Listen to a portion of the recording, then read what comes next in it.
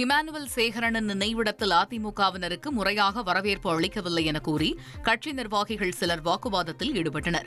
ராமநாதபுரம் மாவட்டம் பரமக்குடியில் இமானுவேல் சேகரன் நினைவிடத்தில் அவரது 68வது நினைவு தினம் அனுசரிக்கப்படுகிறது.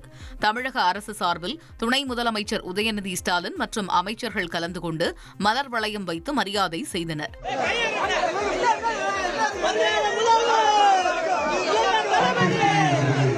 இதேபோல் அதிமுக முன்னாள் அமைச்சர்கள் ராஜலட்சுமி, மணிகண்டன் உட்பட பலர் போலீஸ் பாதுகாப்புடன் மலர் வளையம் வைக்க வருகை தந்தனர்.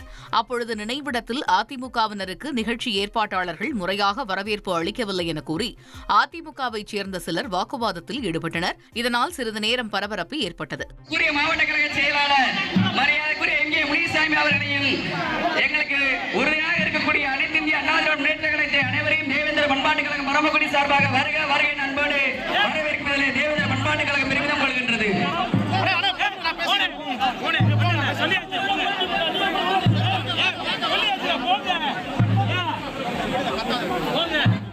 இதனைத் தொடர்ந்து அதிமுகவினர் இமானுவேல் சேகரன் நினைவிடத்தில் மலர் வளையம் வைத்து மரியாதை செலுத்திவிட்டு புறப்பட்டு சென்றனர்.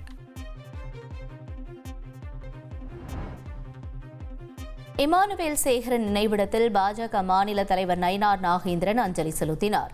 நினைவிடத்திற்கு வந்தபோது காரிலேயே தனது காலணிகளை கழற்றிவிட்டு சென்றார்.